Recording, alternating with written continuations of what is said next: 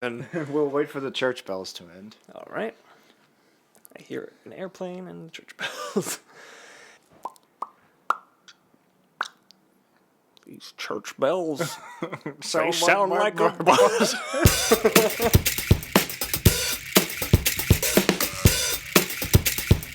Worst Outtakes. ever. Does it feel weird with Appa staring at me?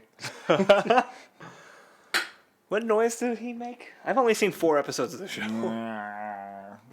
Sorry. I thought he was like a Pokemon. He was like, Oh, no. Great show. You should watch it. And Legend of Korra, possibly better. Probably not. It's from a storytelling point of view, not better. It is a much better acted and written, very complex characters. It really is like one of the best shows ever. Fine, I guess I'll watch this great show. But first, let's do this. All right, this is the real introduction to episode 27. Wow, 27 already. Mouse Detective. It's been crazy. 6 months.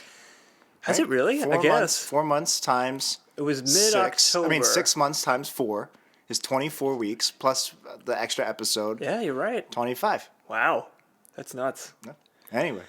All right, so here we go. Ready? Or 26 is half of 52. I guess that's a much easier way of figuring Much it easier, out. yeah. Okay, that works. So that was the Great Louse Detective, not the Great Mouse Detective. It wasn't. I watched the wrong thing then. I watched the movie with the mouse, like Sherlock Holmes from the 80s. So I've never seen this. You were talking about that's actually like a really good movie. It's okay. It's a solid movie for like early 80s Disney when they were kind of on the downslide. But it's not Mickey Mouse. It's not Mickey Mouse. It's another mouse. It is another mouse who's pretty great. I think Basil something or other is his name. He's like Basil, Sherlock Holmes. Rather than Basil exactly. Rathbone. But why would Disney do a mouse, like a big feature starring a mouse, and not have it be Mickey Mouse? I don't like. Look, you can't have Mickey in everything. It's not the Lion King featuring Mickey Mouse. No, but if you're doing a mouse, it was the Mouse King. You better have Mickey Mouse playing. I'd watch a movie called The Mouse King starring Mickey Mouse, where he's just some sort of. It's just weird. King, I guess. Was that a response to Fievel? No, American Tail was after that, right? American Tail was after that, yeah. But at that time, I forget the studio that did Fievel and The Secret of Nim, but it was with Bloom. All mice.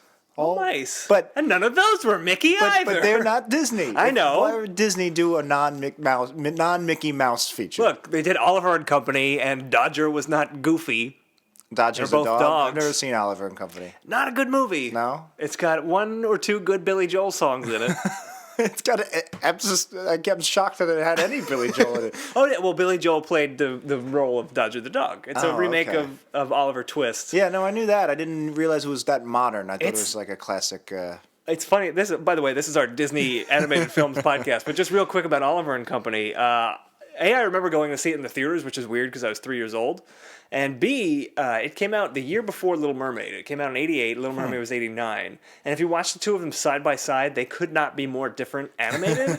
Because Little Mermaid is a good movie, and it looks good. Oliver and Company looks like absolute garbage. And the backgrounds are just at one point, there's just like white background with black lines, and it's like not even painted. It just looks like shit. That's weird. And it's not a good movie. You remember going to the movies at 3? Yeah, I weirdly remember seeing. I was like way into Oliver and Company when I was a kid. I remember the very first movie I saw in the theater. I was 4. Was Bambi, which didn't come out in 1988. It must have been like a re-released it because Oliver and Company was so bad.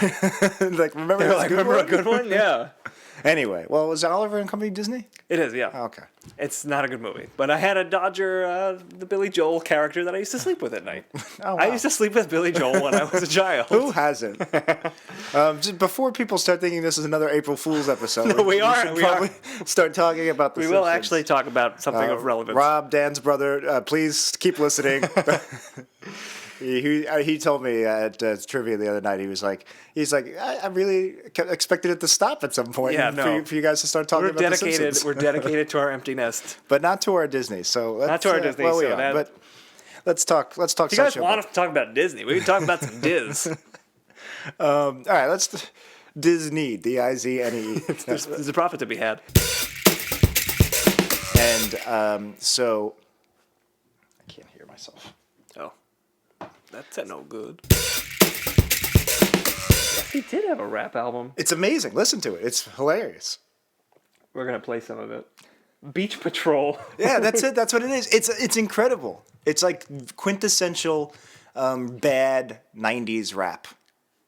Or as my I don't know why I thought searching YouTube for Beach Patrol it would be the first result. It's not. You're obviously looking for Hulk Hogan's rap single. Well, what else? There's no beach. Is that the name of a band? No, well, isn't there an Snow indie band? Patrol was a band. And Beach House. Lifehouse. There's a beach one too, isn't there? Beach blanket bingo. But there was that Pacific Blue, AC Slater. So Kelsey Grammer and Billy Joel are both big parts of my life. Did you sleep with a Frasier doll? Yeah, I did growing actually. up? Season 1 Frasier when he had the mullet. It was very comfortable on my childlike skin. Anyway, this is all going to be cut. Yeah. Top quality movie. This is a terrible episode. Okay, Real so- quick, can I just talk about Suburban Commando for the deleted scenes? Right.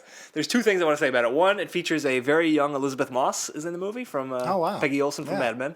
I think it was. Is one she of the her first- daughter? No, she's not the daughter, but he saves a cat from a tree, and she's the little girl who asks for the cat. Oh wow. You could probably find that on YouTube. It's interesting. Oh, that's but then Suburban Commando, I have a soft spot for it, but it's not a good movie. No. There's one really, really funny part though, where Hulk Hogan plays an alien who's trapped on Earth. Right. He's at an arcade and a kid's playing a game, fighting like an evil alien space lord, and Hulk Hogan doesn't know it's a game, and he comes in and he's just like trying to kill the guy, and the bad guy's name is Dracos. And Hulk Hogan just goes, "Give it up, Dracos! Give it up!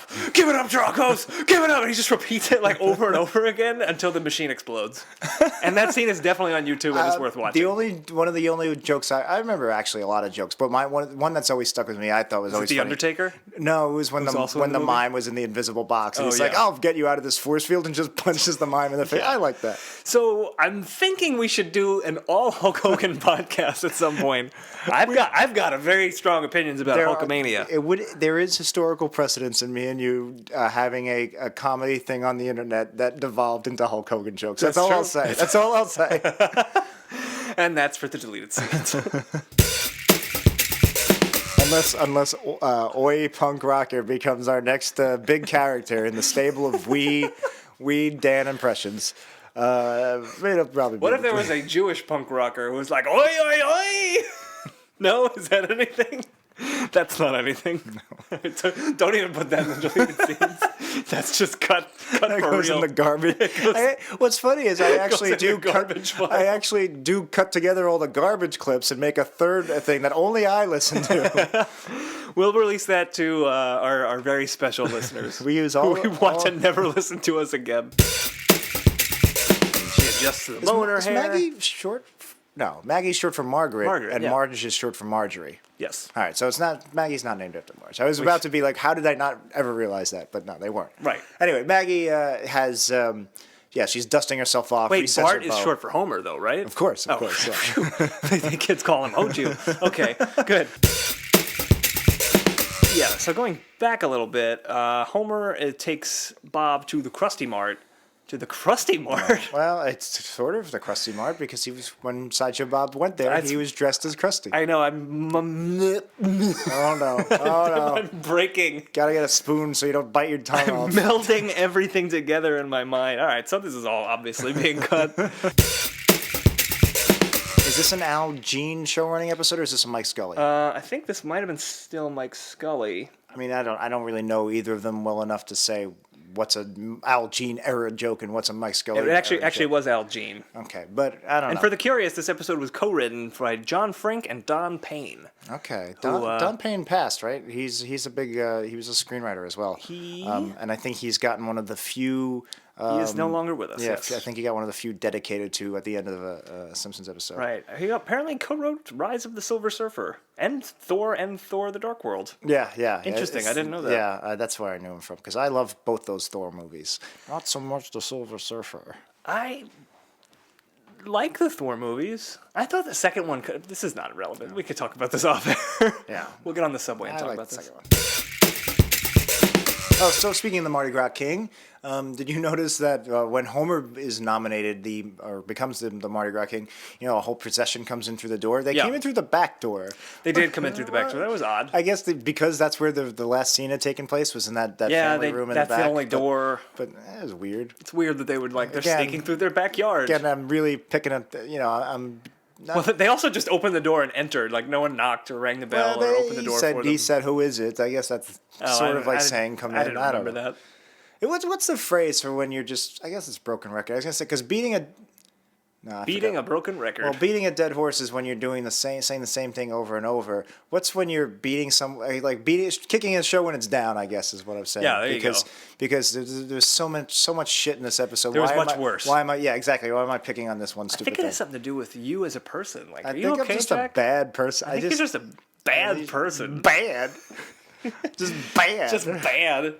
That's what Charlie Dietz says in an episode of Empty Nest we didn't cover on the show. Well, we talked about that moment on the Empty Nest cast that no one listened to. I don't mind giving these characters more depth. I just don't want it forced. Did you say more depth? Depth. Oh, it sounded like you said death. I'm not talking about Kurt Cobain. And I think you farted too. No. But no, yeah, the molting down the hair, I wasn't, but there was a Sideshow Bob hair thing. It's not even a joke, but I noticed when they are hang gliding, I guess because of the wind, his hair is straight and it's really long, which makes sense. Oh, yeah. But I've never seen his hair, it was really long and it was flowing behind him, and he totally looked like Loki from the Thor movies. That makes sense. Written by Don Payne. Don Payne connection. He's riding on a float. Oh, by the way, he stuffed the ballot box to get Homer to elect Homer King, so that Homer would be in the parade. Yeah. Which, by the way, voter fraud. Callback to the other Sideshow Bob episode. But two things. First of all, just fucking shoot the guy. Whatever. Just shoot him in the back of the head. Like Lenny said, just go and slit his throat behind. But that's nitpicking. But the other thing is they showed the names that stuffed the ballot box, and it was really bad handwriting. It looked almost like how Homer has childish signature, or up until. I also can't write script, and my signature looked exactly the same from when I was 3, and I got my library card, to when I pretty much until I realized that you don't actually have to spell out your name. You could just do like a line. I know, just do a squiggle. That's what I do a really nice line, too. I do a pretty good signature. I do like a butterfly. My J and my P is like the butterfly, and then there's like a line. We'll post images of our checks just so you guys can see. Exactly. Please don't take our money.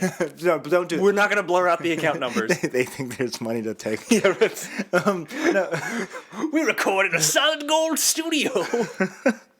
Wait, what was I saying? Oh. Yeah, so but the handwriting was really bad. Yeah. It was really bad. It was bad. And I was surprised because even though he's a mechanic and I guess he's more blue collar, that sounds awful. If you're blue collar, your handwriting sucks. But no, I always pictured Frank Grimes Sr. to be like this very eloquent, like you would think he'd have good handwriting. So I was just surprised that Frank Grimes Jr. had bad handwriting. I guess that's my point. And now I realize this will be in the deleted scenes. It must be from his hooker mother. Yeah. There's a Duffman joke there. Where Duffman is riding has the blimp. Is it? Ice cream man! Ice cream man! It's for the deleted scenes, obviously. Worst episode ever.